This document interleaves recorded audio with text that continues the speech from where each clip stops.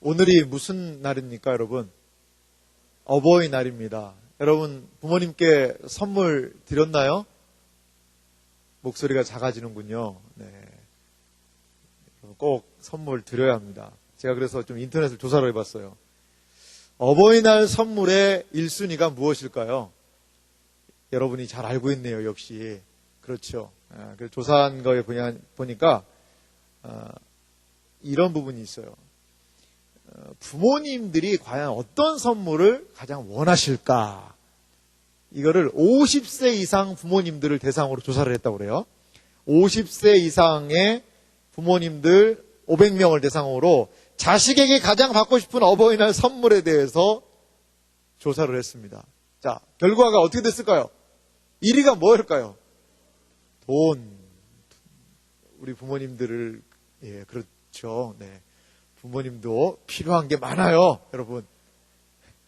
56%가 현금을, 56% 압도적이죠, 압도적. 그랬어요. 자, 그리고 18%가 뭔지 알아요? 18%가 뭐였냐면 바로 친필 편지였습니다, 여러분.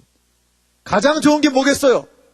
돈과 함께 친필 편지를 써드렸으면 이번 어버이날에 대박이었을 텐데 그걸 못했군요. 네, 그런 부분이 있습니다. 그 다음에 14%가 뭐냐면 효도 관광 좀 시켜주라. 돈이 상당히 많이 드는 그런 부분이죠. 그 다음이 이제 뭐냐? 가전제품 8%, 공연, 영화 티켓이 4%. 이제 좀 젊으신 부모님들이 이러지 않았을까 생각이 들어요. 여러분, 좀 슬프지 않습니까? 뭐가 빠졌어요? 어버이날 우리 자녀들에게 카네이션 받고 싶어요 라는 부모는 아무도 없다라는 것이죠. 물론 뭐 프로테이지가 너무 낮아서 그랬을 수도 있습니다. 저도 제가 오늘 이런 건 차고 왔는데 뭐 제가 딸바보, 딸자랑 이런 거 하는 건 아닙니다. 근데 뭐 유치원에서 만들어 왔다고 차라고 그래가지고 제가 차게 됐습니다.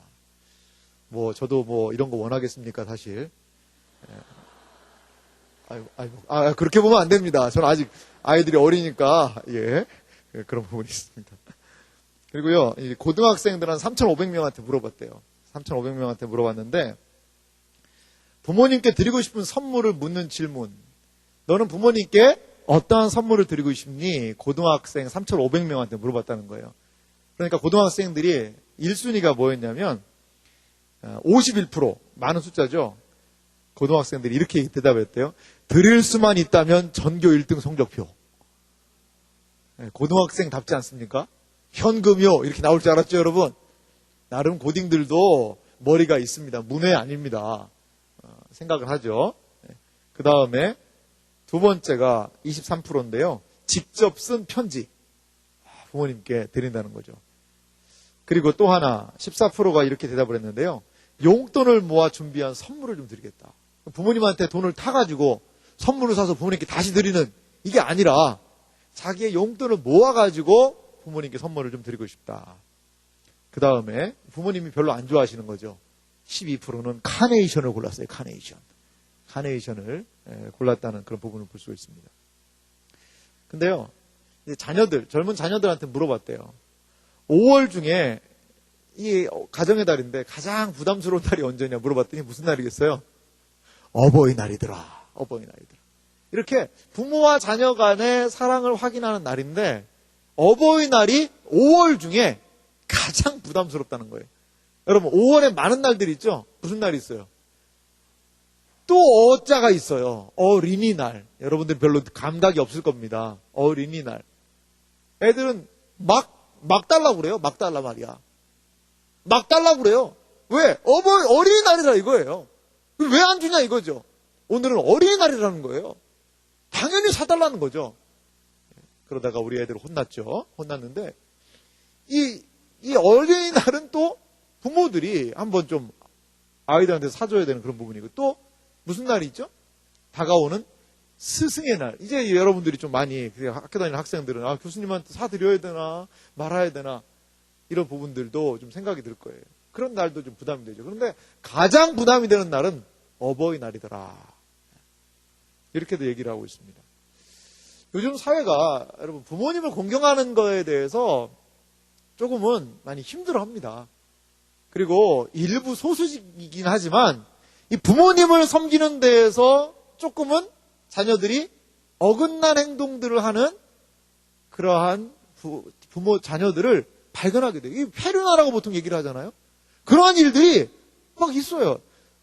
부모님을 막 방치하고 부모님을 학대하고 부모님에게 어려움을 끼치는 그러한 자녀들의 모습을 우리는 신문지상을 통하여서 가끔 종종 확인한다는 것이죠. 참 세상이 어려워지고 있다는 얘기를 해요. 왜 그러면 자녀가 이렇게 부모님에 대해서 그러한 태도로 보일까? 어떤 부모님이 굶어서 돌아가셨어요. 자녀가 하도 영양실조로 돌아가시기도 하고. 이런 상황도 있다는 것이죠. 왜 이런 일이 벌어질까? 우리 사회에 저는 문제라고 봐요. 어떤 측면에서는. 이 사회가 물질 만능주의적인 사고를 분명히 가지고 있습니다, 여러분. 그러다 보니까 부모님에 대하여서 가지는 생각, 그것보다도 내 개인이 내가 먼저 또 개인주의적인 사고가 많이 팽배해 있기 때문에 가장 중요한 것은 무엇이냐면 누구의 행복이에요? 나의 행복이라는 거죠. 나의 행복을 가장 우선적으로 생각하는 풍조가 이 사회에 만연해 있는 것이 사실이라는 것이죠. 사실이에요. 그래서 내가 행복해야지 나의 행복을 가로막는 것은 다 장애물과 같이 여기는 것이죠. 희생 없죠. 섬김 없어요. 내가 힘들고 내가 어려우면 그 모든 것들은 나의 걸림돌밖에 되지 않는다. 이렇게 생각을 하는 거죠. 그리고 요즘 시대가요.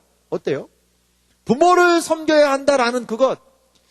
이 부모 세대와 그리고 우리 세대, 다른 말로 하면 기성세대와 젊은 세대 간에 뭐가 항상 생겨요? 격차가 생긴다는 거죠. 늘 갈등의 소지가 그겁니다. 부모들이 요구하는 바가 있고 그리고 또한 자녀들이 추구하는 바가 있다는 것이죠. 이러한 방식들의 차이, 부모 세대의 삶의 방식과 자녀 세대의 방식의 차이가 분명히 존재합니다. 이로 인해서 종종 갈등이 생긴다는 것이죠. 성경은 무엇을 얘기하고 있을까요? 성경은 오늘 분명하게 얘기하고 있는데 부모님을 공경하는 것, 그것에 대해서 성경은 명확하게 여러 번 이야기를 하고 있어요. 이 사회가요, 여러분, 왜 이렇게 인면수심의 사회, 도덕 이런 것들이 막 무시된 사회, 어떤 때는요 너무 끔찍한 일들이 많지 않습니까? 얼마 전에도요, 요즘에 지금 그 살인사건 난 거 아시죠? 그래서 시체를 막 훼손해서 막 유기해버리고 이런 일들, 너무나 끔찍한 일들이 많이 있잖아요. 이거는요 어떻게 보면 가정에 대한 붕괴, 그것으로 인한 것이라고 봐요. 거기에 한 기사를 썼는데 아주 재미있는 기사를 썼더라고요.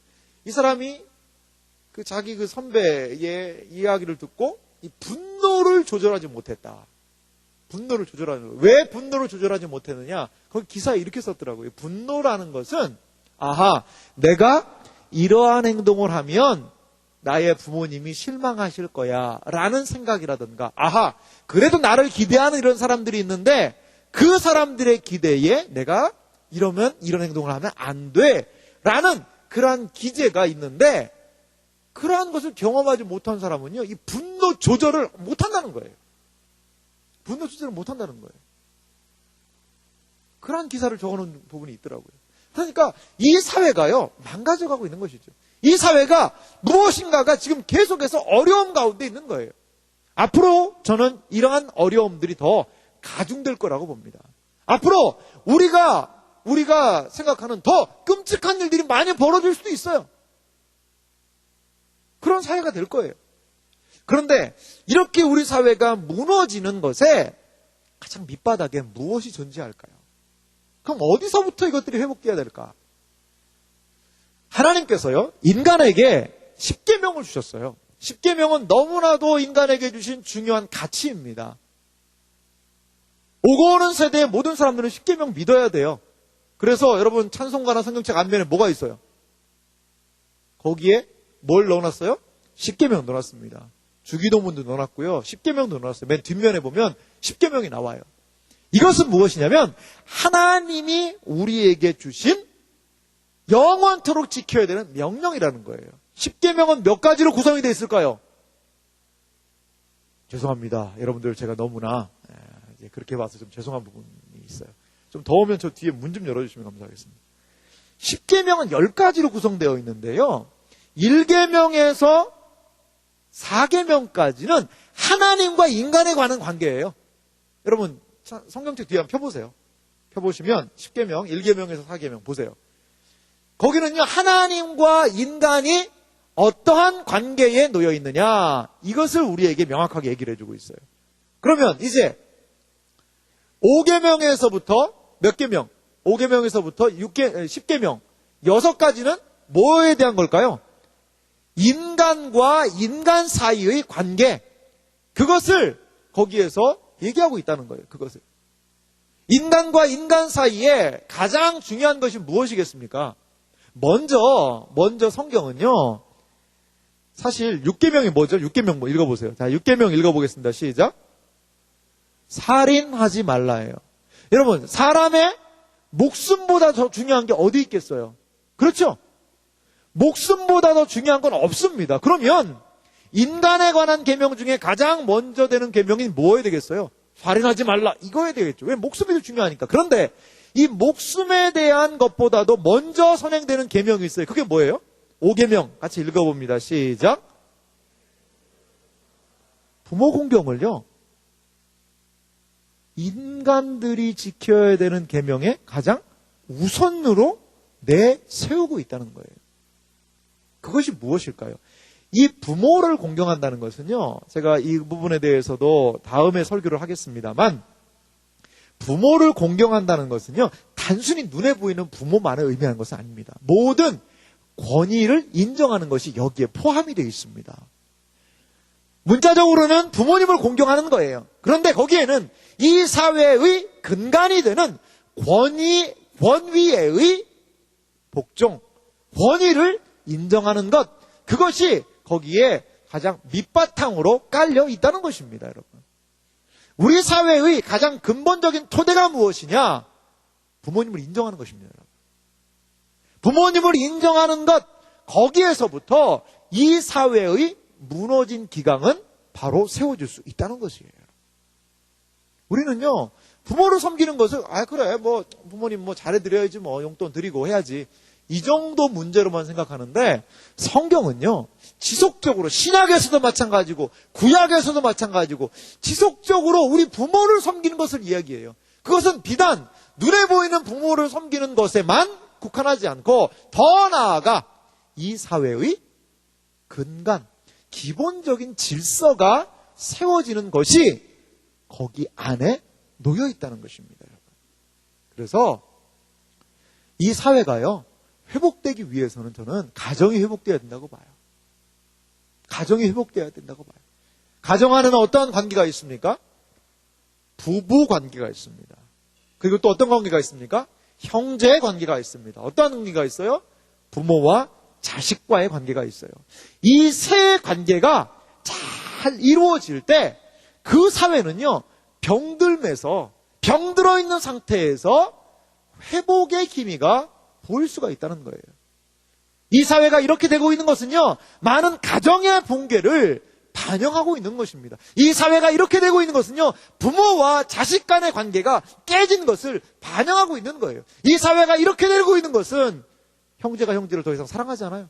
자매가 자매를, 형제지간에 사랑이 없어요. 그것을 어떻게 보면 이 사회의 다양한 모습으로 인하여서 반영하고 있다는 것입니다. 여러분, 이 세상에 부모님이 없는 사람은 아무도 없지 않습니까? 내가 태어났다는 것은 부모님이 계시다는 거예요. 그러면 우리는요, 왜 이러한 부모님을 공경해야 할까요? 어떻게 보면 내가 볼 때 우리 부모님은 좀 인정하기가 쉽지 않은 부분들이 많이 있을 수도 있어요. 그런데 왜 우리는 부모를 공경해야 하냐는 것이지요. 첫 번째로 부모님을 공경해야 하는 이유는요, 부모님은 우리의 삶의 근원이 되시는 분이라는 것을 기억하시기 바랍니다. 오늘 본문 22절은 이렇게 얘기하고 있어요. 잠언 23장 22절 처음 보니까 이렇게 얘기합니다. 너를 낳은 아비에게 어떻게 하라는 거예요? 청종하고 라고 얘기하고 있습니다. 자, 25절 말씀은 다시 한번 같이 읽어볼까요? 성경 말씀 읽어보겠습니다. 읽습니다. 내 부모를 즐겁게 하며 너를 낳은 어미를 기쁘게 하라는 것이죠. 이 세상에 우리가 존재하는 할 수 있는 근본적인 이유가 뭘까요? 그것은 바로 부모님이 우리를 태어나게 하였기 때문인 것이죠. 부모님이 먼저 소천하시거나 부모님이 없이 자라난 사람이 저는 여기에 있을 수도 있다고 생각이 듭니다. 하지만 우리가 한 가지 기억할 것은 우리가 여기에 존재한다면 우리가 여기에 존재하는 이상은 모두가 다 부모님이라는 분이 계시다는 거예요. 그분이 나를 길러주지 않으셨고 그분이 먼저 나를 떠나셨다 하더라도 그분이 어떻게 보면 어떠한 사정에 의해서 나를 양육할 수 없는 환경이 되었다 하더라도 내가 이 세상에 존재할 수 있었던 이유는 무엇입니까? 부모님 때문이라는 거예요. 부모님 때문이라는 것이죠. 여러분, 한 남자와 한 여자가 만나서 결혼을 하게 되고 둘 사이에 자녀가 태어나게 됩니다. 이 자녀는 부모님의 피와 살을 물려받았을 뿐 아니라 부모님의 성격과 정신까지도 물려받습니다. 이것은 무엇을 상징하는 모습일까요? 바로 하나님의 창조의 모습을 상징하는 부분이 분명히 있어요. 하나님께서는 인간들이 이 세상에 태어날 때에 하나의 방편을 선택하셨는데 그것은 자녀가 그 부모의 뱃속에서 생겨서 태어나게 하는 그 생육 과정을 하나님께서는 허락하셨다는 거예요. 첫 아담 하와와 첫 인류 아담은 하나님에 의해서 독특한 방식으로 지음을 받았습니다. 하지만 그 이후에 태어나는 모든 인류는 부모 밑에서 태어나게 하셨다는 거예요. 그것은 무엇입니까? 부모님은요. 그 부모님이 신앙생활을 하시든 그 부모님이 신앙생활을 하지 않으시든 간에 그 부모님은 하나님의 창조의 대리자로서 우리에게 존재하신다는 거예요. 우리 부모님은 하나님 믿지 않습니다. 우리 부모님은 나를 힘들게 합니다. 우리 부모님은 나를 어렵게 합니다. 이러한 여러 가지 이야기를 할 수도 있을 거예요. 하지만 기억하시기 바랍니다. 부모님 때문에 내가 존재한다는 거예요. 부모님 때문에 내 삶이 시작됐다는 거예요. 부모님 때문에 나의 모습이 이렇게 여기까지 오게 되었다는 것입니다. 그것이 바로 우리가 부모님을 섬기고 공경해야 되는 중요한 이유라는 것입니다. 마치 하나님의 태초에 하나님이 천지를 창조하시니라. 이 창조의 하나님을 우리가 믿고 의지하고 신뢰하듯이 우리의 인생을 시작하게 하신 부모님께 우리는 감사와 공경을 올려드려야 할 줄 믿습니다. 두 번째, 우리가 왜 부모님을 섬겨야 할까요? 그것은요, 하나님께서는요, 부모님을 자녀를 가르치는 자로 세우셨다는 것입니다. 하나님께서는요, 부모님을 우리 자녀들을 가르치는 자로 세워주신 거예요. 여러분, 내가 정말 알아야 할 모든 것은 어디에서 배웠다? 유치원에서 배웠다. 이런 책이 있습니다, 여러분. 근데 이 책은요, 책 내용은 잘 몰라요, 사람들이. 근데 제목은 엄청 유명한 책이에요, 이게. 제목은. 내가 알아야 할 모든 것 다 어디서 배웠다? 유치원에서 배웠다. 그러니까 끄덕끄덕하는 지체들은 유교과 출신들이죠, 유교과 출신들. 맞아, 유치원 교육 중요해. 정말 유치원 교육 우리 잘해야 돼. 그런데 이 엄밀하게 따지면요, 내가 필요로 하는 모든 것, 내가 정말 알아야 하는 모든 것을 유치원에서 배웠어요?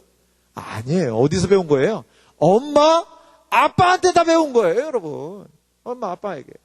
오늘 성경 본문도 뭘 얘기합니까? 22절 보니까 너를 낳은 아비에게 뭐 하라는 거예요? 청종하라.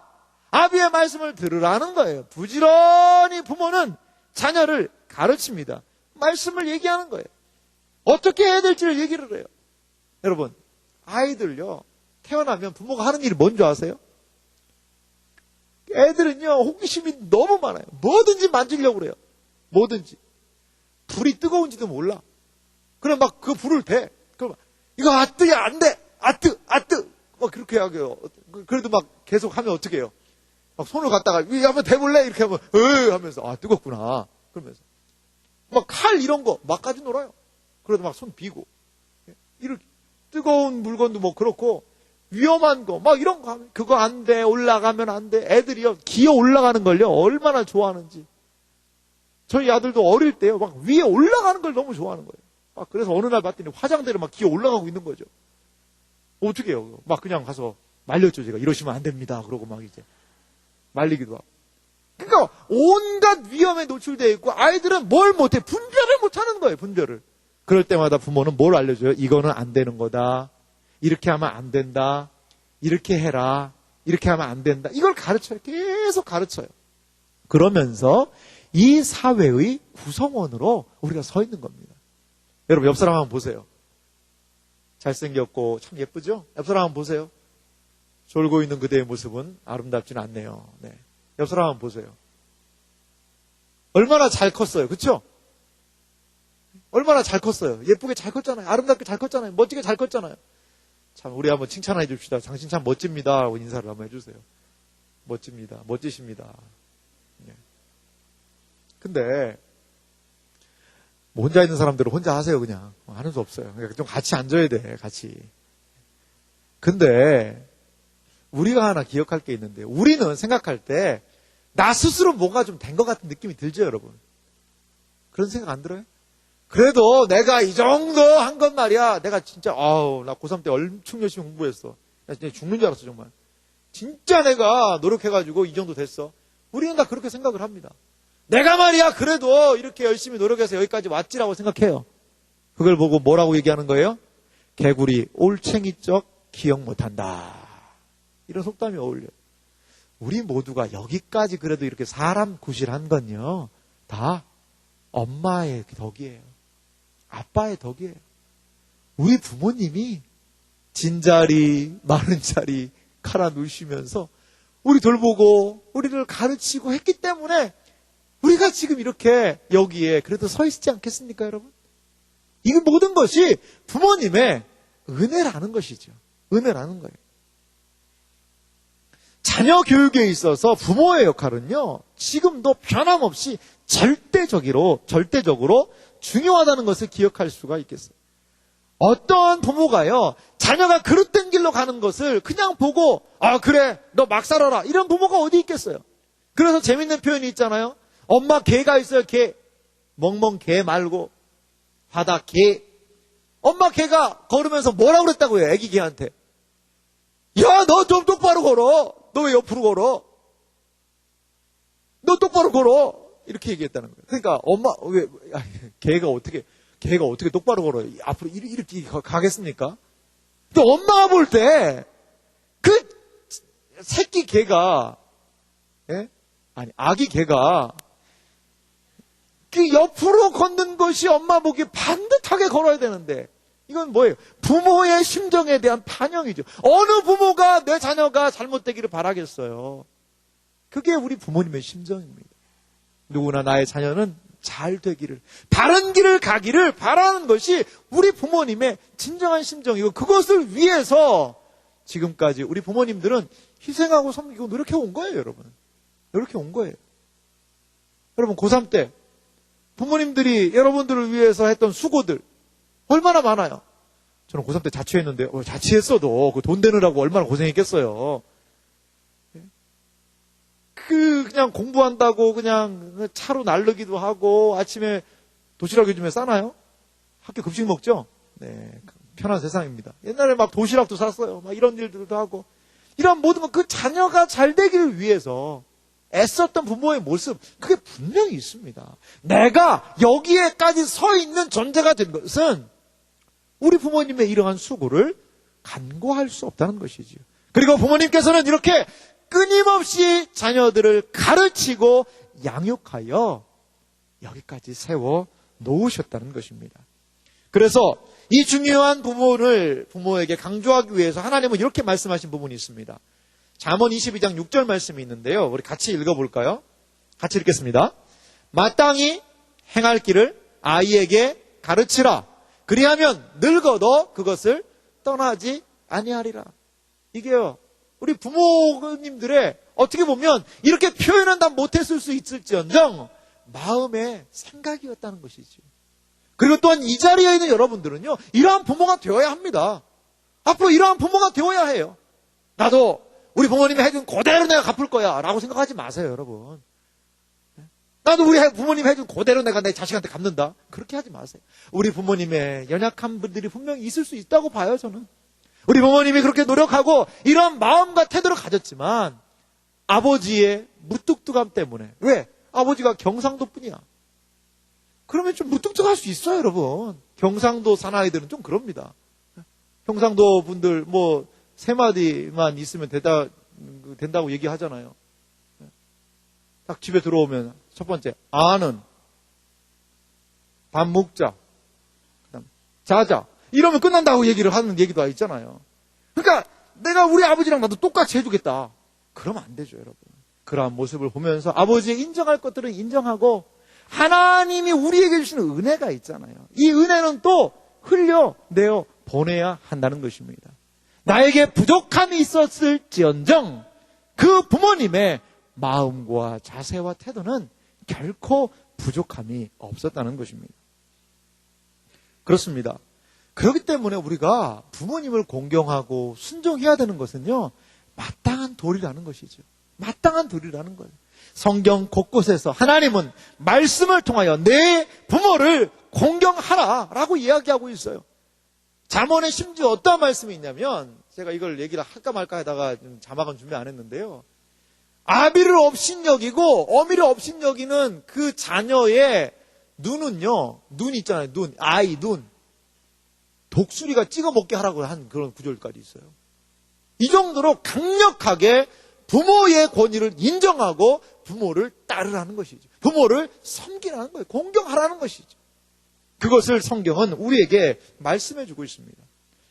그러면 우리 자녀는요, 어떠한 부모에 대한 태도를 보여야 할까? 오늘 본문을 중심으로 한 3가지 정도를 좀 살펴보도록 하겠습니다. 먼저 부모에게 보여야 하는, 부모님께 보여야 하는 우리 자녀의 태도는요, 먼저는 뭐예요? 22절 말씀도 있지만요, 아비에게 청종하라는 것입니다. 아비에게 청종하라. 본문 23장 22절에 이런 말씀이 있죠. 너를 낳은 아비에게 청종하고. 먼저 아비에게 청종하라는 거예요. 아버지의 말씀을 청종해야 하는 이유는요, 그 아버지의 말씀 안에 분명히 나에 대한 유익한 가르침이 거기에 있기 때문이라는 것이죠. 여러분, 부자지간의 갈등이 어때요? 생기는 이유가 뭐예요? 부모님의 말씀을 잘 안 들으려고 그래요. 특히 아들들, 아버지 말 잘 듣습니까? 어릴 때는 잘 듣죠. 왜? 아버지보다 힘이 약하니까. 그런데 이제 조금 알고, 또 군대도 갔다 오고, 뭐 이러면요, 약간 아버지에 대해서 어때요? 조금, 아버지도 왜 이렇게 하시지? 그러면서 아버지 말 듣기가 싫어요. 그런 부분이 분명히 있어요. 딸들도 마찬가지겠어요. 근데 이제 좀 이따 딸들은 좀 이따 할게요. 이런 부분이 분명히 있다는 거예요. 근데 이 아버지의 말을 청종하라라는 이 말은 그냥 단순하게 예, 알겠습니다, 아버지. 예. 그 앞에서 그냥 예 하면서 굽신거려라. 이러한 행동의 요구만을 하는 것은 아니라는 거예요. 여러분, 그 사람의 말을 잘 듣기 위해서는 먼저 뭐가 필요한지 아세요? 뭐가 필요할까요? 뭐가 필요할까요? 그 마음 가운데서요, 인정하는 것이 먼저 필요해요. 인정하는 거예요. 그 마음 가운데서요, 아버지를 아버지로 인정해야 돼요. 내 아버지는 물론 뭐 나를 낳아줬고, 물론 뭐 이 집에 날 있게 해주지만 나는 그 아버지를 아버지로 그냥 내가 이 집에 있는 한은 인정하지만 진짜 인정 안 합니다. 그러면요, 아버지가 무슨 얘기를 하든지 들을 수가 없어요. 들리지가 않는 거예요, 여러분. 여러분, 아버지와의 관계 어때요? 아버지의 말씀 여러분 인정하십니까? 아버지의 권위를 인정하십니까? 그 권위, 아버지의 말이 잔소리와 같이 들린다면 내 마음 가운데 아버지를 과연 인정하는 것이 있는가? 그것을 먼저 좀 돌아봐야 돼요. 돌아봐야 돼요. 오늘 성경은 아버지의 말씀을 청종하라라고 얘기하고 있어요. 권위를 인정하라는 거예요. 권위를 인정하지 않는 상태에서 아버지의 말씀을 청종할 수 없다는 것입니다. 마음에서 아버지를 인정하지 않았는데 그 아버지의 말을 들을 수가 없다는 거예요. 여러분, 귀등으로 듣는다는 얘기겠어요. 귀등. 귀등이 뭐예요? 여기가 귀등입니다. 여기 귀로 들어야 되는데 귀등으로 들어요. 귀등으로 들으면 어떻게 할까요? 안 듣죠. 순종을 안 하죠. 마음에서부터 아버지를 인정하는 것. 그리고 마음에서부터 그 아버지에게서 나오는 그 말에 귀를 기울이는 것. 그것을 하라라고 성경은 이야기하고 있다는 거예요. 그것을 하라. 두 번째, 자녀가 어떤 태도를 보여야 할까요? 그것은요, 어미를 경히 여기지 말아라. 이렇게 얘기하고 있어요. 내 늙은 어미를 경히 여기지 말지니라 라는 말씀이 있어요. 여기 경히 여기다, 이 말은 어떤 의미가 있냐면요, 경멸하다, 멸시하다라는 그런 의미가 있어요. 이 본문을 이제 다른 역본이 이렇게 번역한 걸 찾아볼 수 있었는데요. 그리고 내 어머니가 늙었을 때에 멸시하지 말아라. 이런 부분이 있어요. 늙었을 때 경히 여기지 말라? 그러면 젊었을 때는, 엄마 젊을 때는 막 그냥 경히 여기다가, 늙을 때는 그 말이 아니겠죠. 젊을 때는 엄마들을 경히 여길 수 있어요, 없어요? 그렇게 했다가는 혼납니다. 엄마한테 막 대들었다가 딸들 어때요? 밥 안 주고 용돈 끊어져 버리면 힘듭니다, 여러분. 엄마와의 관계. 물론 엄마들도 딸에 대해서 많이 눈치를 보죠. 그런 부분이 있죠. 그런데 그래도 젊었을 때는 낫죠. 늙었을 때. 그런데요, 우리가 그 말이 그 말 아니에요? 22절, 너를 낳은 아비에게 청종하고 내 늙은 어미를 경히 여기지 말라. 이거 다 똑같은 말이에요. 똑같은 말인데 왜 이렇게 반복하고 있는 걸까요? 아버지의 말을 청종하는 것과 어머니를 경히 여기는 것은 어떻게 보면 하나입니다. 그런데 아버지의 말을 청종하지 않고 흘려버리는 것. 이게요, 항상 뭐예요? 아버지는 말씀하시는 위치에 있기 때문에 그 아버지의 말을 우리는 흘려버리기가 쉽다는 거예요. 어머니는요, 연로하신 어머니는 어때요? 때로 우리 엄마들 어때요? 정말 어머니들이 불쌍할 때가 많잖아요. 남편한테도 치이고 자식들한테도 치이고 일은 일대로 하고 이러한 어머니의 연약한 부분들이 참 많아요. 그래서 어머니가요, 업신여기는 일, 경히 여기기가 쉬운 그런 부분이 있다는 거죠. 특히 더 늙었을 때는. 그런데 그 어머니를 경히 여기지 말라는 것이죠. 때로는요, 어머니의 태도가 마음에 안 들 수 있어요. 늙으신 어머니뿐 아니라 젊은 엄마도 마찬가지예요. 내 엄마의 행동이, 태도가 마음에 안 들 수 있어요. 왜 엄마는 저렇게 행동할까? 왜 저렇게만 얘기를 해야 될까? 이렇게 생각이 들 수도 있습니다. 참 제가 부끄러운 과거를 좀 말씀을 드리고 싶은데요. 저는 사실 저희 아버지는 저희 집안에 상당히 좀 절대적인 우위를 차지하고 계세요.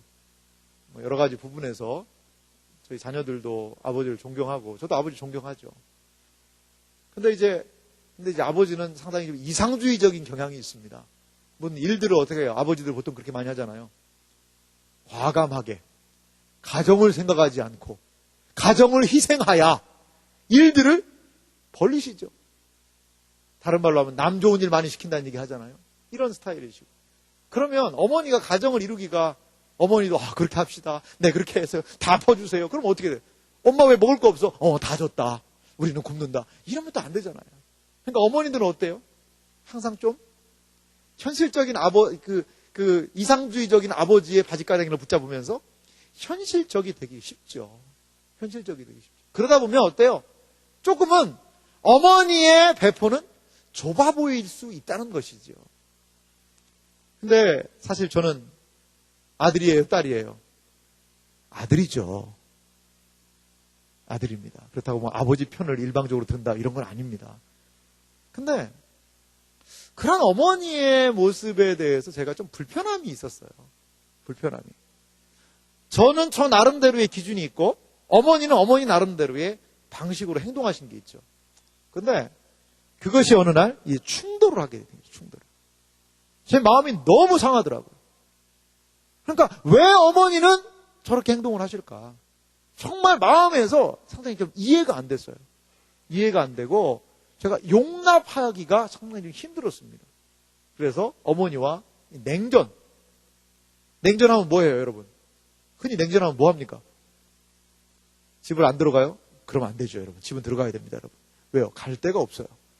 갈 데가. 가출을 안 되고. 보통 뭐예요? 그렇죠? 말을 안 하죠. 밥을 안 먹어요? 밥은 먹어야 됩니다. 밥은 먹어야 됩니다. 밥은 먹어야 돼요. 밥은 먹어야 되고, 그 대신 빨리 먹고 가야죠. 빨리 먹고 간다든가, 이렇게 해야죠. 소심한 목수죠. 말을 잘 안 하게 되죠. 그런 부분이죠. 약간의 냉기가 흘렀어요. 그래서 저도 뭐 이제, 제가 신앙생활 하는 사람이잖아요. 뭐 아주 이게 오래전 얘기입니다. 제가 20대 때 얘기인데. 근데 제 마음이 상당히 불편했어요. 하나님 앞에서 기도하는데 상당히 불편하더라고요. 근데 하나님이 좀 이러한 마음을 저한테 주시더라고요. 어머니를 그냥 어머니로 인정해 드리면 안 되겠냐. 어머니를 너의 기준으로 바꾸려 하지 말고 그냥 어머니를 인정해라. 그냥 어머니를 인정하자. 네 어머니를 막 바꿔서 나하고 딱 맞는 엄마를 만들려고 하지 말고 어머니를 어머니로서 그냥 인정하자는 거죠. 인정해 드리자는 거죠. 저에게 있어서 이건요, 참 제 마음을 한번 시원케 하는 일이었어요. 뭐 그렇다고 해서 어머니 인정해 드립니다. 그리고 막 절을 하고 제가 잘못했습니다. 막 그냥 하고 이렇게 하진 않았습니다만 그 다음에도 뭐 어머니와 갈등이 있었겠어요? 없었겠어요? 있죠. 있는데 예전같이 그렇게 마음이 상하진 않더라고요. 그리고 쉽게 어머니와 화해하고 화목할 수 있는 거예요. 오늘도 어버이날이었습니다. 제가 어머니한테 전화를 했을까요? 안 했을까요? 전화를 했습니다. 안 했으면 이 얘기를 안 하지요. 그래서 그 바쁜데 주일 아침인데 전화를 했냐라고 얘기하시더라고요. 물론 용돈을 드렸을까요? 안 드렸을까요? 용돈은 어제 아버지께 송금을 해드렸습니다. 그리고 어머니께는 전화를 오늘 안부전화를 드렸어요. 그러면서 잠깐 이야기를 나눴는데 그래요. 참 어머니를 인정해드리는 것, 어머니를 경히 여기지 말라는 이 말씀, 너무나도 성경의 많은 구절 중에 하나고 쉽게 지나갈 수 있는 것들이지만 우리가 많은 부분에서 소홀하고 놓치고 있는 부분은 아닌가, 우리가 좀 생각을 해봐야 되겠어요. 여러분, 아버지를 정말 아버지로, 어머니를 정말 어머니로 인정하십니까? 내 마음 가운데 아버지의 자리, 어머니의 자리를 여러분 남겨놓으셨어요? 아니면 아버지와 어머니가 내 속에 들어가려고 해도 그 자리가 없어서 들어가지 못하는 그런 상황 가운데 처해 계시진 않습니까? 그러면요, 우리는 겸손하게 어머니의 자리, 아버지의 자리를 만들어 드려야 돼요. 이것이 바로 부모님을 공경하는 가장 시작점이라는 것입니다. 인정할 수 있어야 된다는 것이죠. 인정할 수 있어야 된다는 것이죠. 마지막으로 생각해 볼 수 있는 것은요, 의인으로 또는 지혜로운 자식이 되는 것입니다. 우리 24절 말씀을 같이 읽어볼까요? 잠언 23장 24절 자막을 준비했습니다. 우리 큰 목소리로 같이 읽어보도록 하겠습니다. 같이 읽습니다. 의인의 아비는 크게 즐거울 것이요 지혜로운 자식을 낳은 자는 그로 말미암아 즐거울 것이니라. 보십시오. 의인의 아비는 크게 즐거울 것이요 지혜로운 자식을 낳은 자는 그로 말미암아 즐거울 것이니라. 보십시오. 의인이 딸인지 아들인지 모르겠지만 자녀 아니겠어요? 자녀가 잘 되는 거예요. 자녀가 옳게 행동하는 거예요. 자녀가 지혜롭게 행동하는 거예요. 지혜로운 자녀를 둔 아비, 지혜로운 딸을 둔 어미, 그분들은 뭐 한다는 거예요? 기뻐한다는 거예요. 즐거워한다는 거예요. 오늘 아침에 하신 저희 어머니가 이 얘기를 하시더라고요. 찾아뵙지도 못하고 아유 어버이날인데 죄송합니다 라는 말씀을 드리니까 이렇게 얘기하는 거예요. 야, 그래도 네가 그래도 목회 열심히 하고 잘하고 있는 거 그게 가장 큰 기쁨이다. 이렇게 얘기를 하시더라고요. 그렇다고 해서 용돈을 안 보내면 안 되겠죠, 여러분. 보낼 건 보내고 서로 인사치레는 해줘야 되는 그런 센스. 그런데 이게 부모님의 진정한 심정 아니겠어요? 아들을 생각할 때마다, 나의 딸을 생각할 때마다, 그래도 내 아들이, 그래도 내 딸이 거기에서 지금 이렇게 하고 있어서 참 좋구나. 그거예요, 그거. 여러분, 그겁니다. 여러분, 부모님을 기쁘시게 해드리는 것, 내 행복이 무너지는 것과 부모님을 기쁘게 해드리는 것, 내가 희생을 꼭 해야 됩니까? 부모님을 위해서 내가 희생을 해야 됩니까? 라고 반문을 보일 사람도 있을 수 있겠습니다.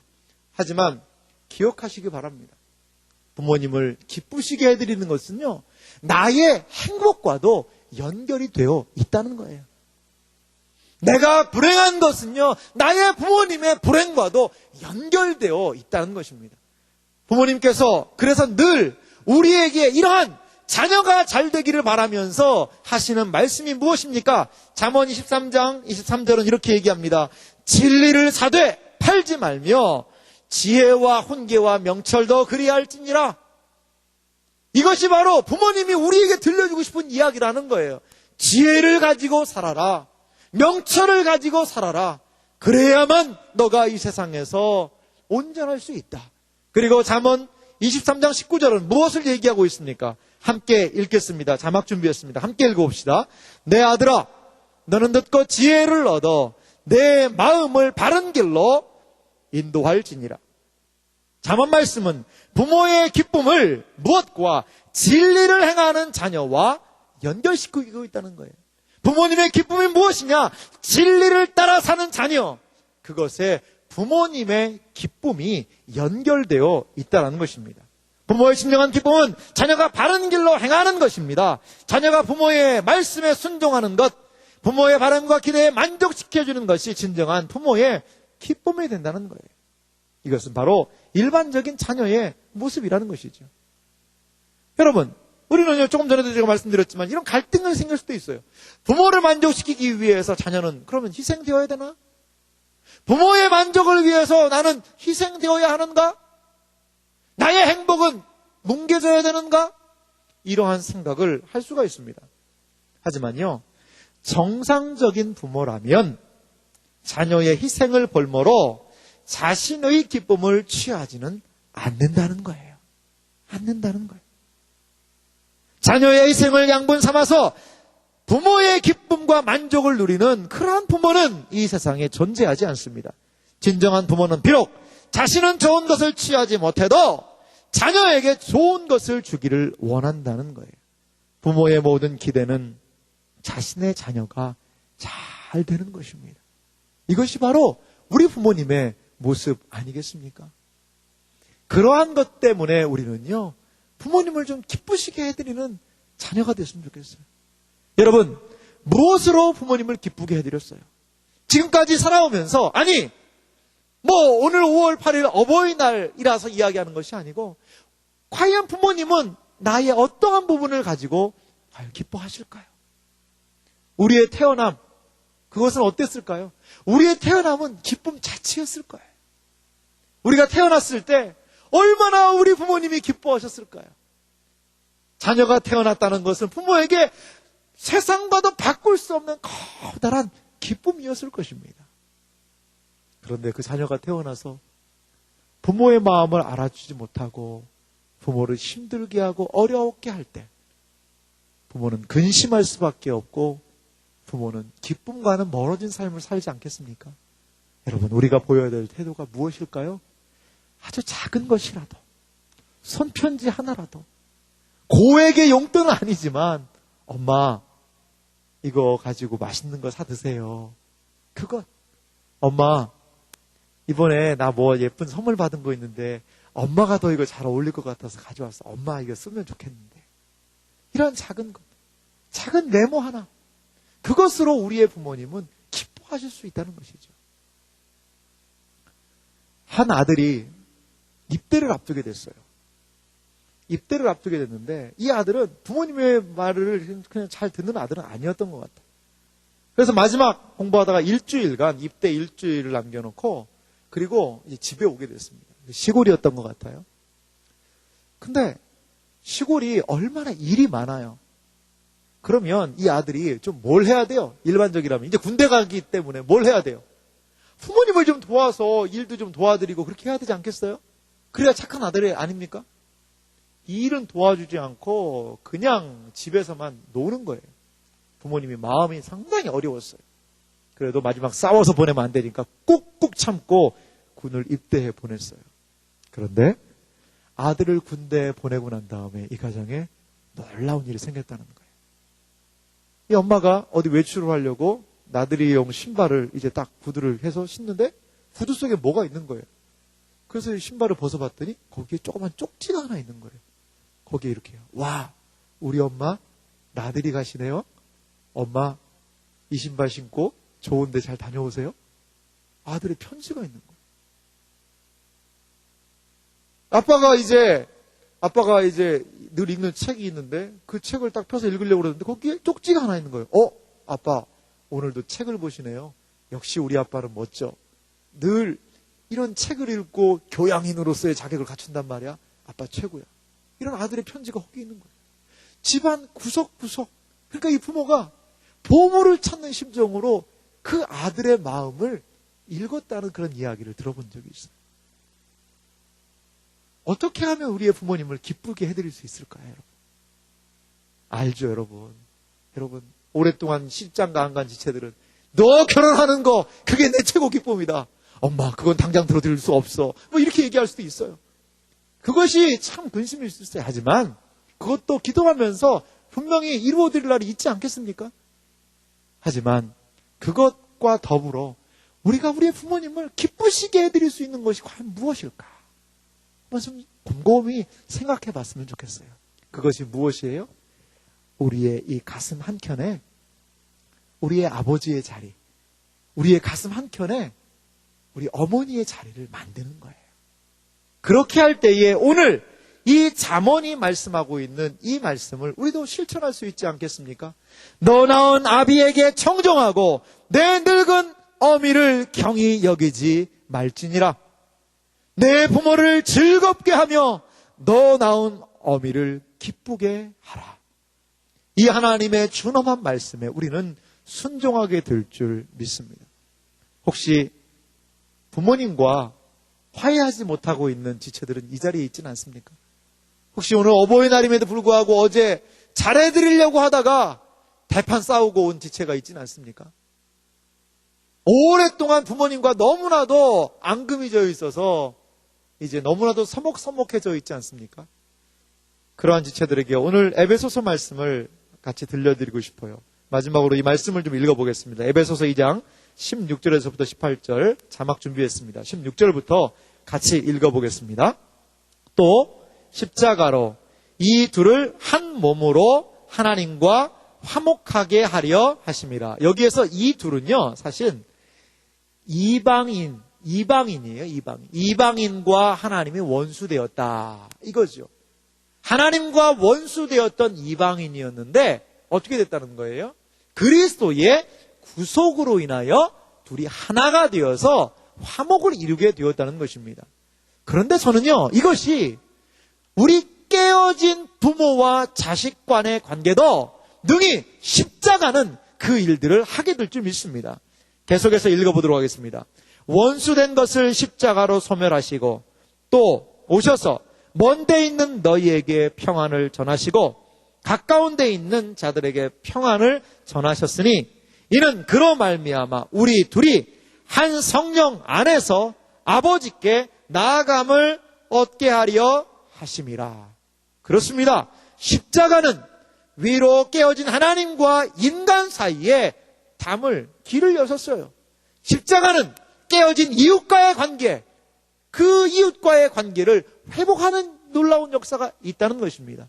십자가는 또한 깨어진 부모님과의 관계, 깨어진 아빠와의 관계, 깨어진 엄마와의 관계도 능히 온전히 열 수 있는 것이 십자가의 힘을 여러분 믿으시기 바랍니다. 아직 부모님이, 엄마가, 아빠가 신앙생활 하지 않으세요. 그래도 좋아요. 먼저 내가 십자가 앞에서 깨어지고 지혜를 구할 때에 하나님은 아빠를, 하나님은 엄마를 인정하지 않는 자리에서 내 가슴 한켠에 내 부모님에 대한 자리를 만들 수 있는 여유를 허락해 주실 거예요. 그리고 진심을 다하여 부모님의 영혼의 구원을 위하여서 기도하는 딸, 기도하는 아들이 될 수 있을 줄 믿습니다. 이 자리에 계신 사랑하는 지체들 여러분, 부모님을 사랑합시다. 진정으로 부모님을 사랑하시기 바라요.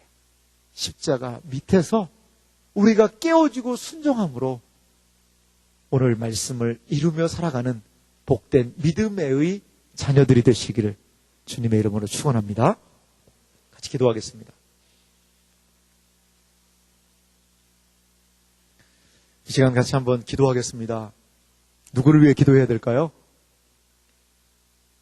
이 세상에 부모님이 계시다면 부모님을 위해서, 그리고 부모님을 먼저 하나님께로 올려 보냈다면 남은 가족을 위해서 우리 기도합시다.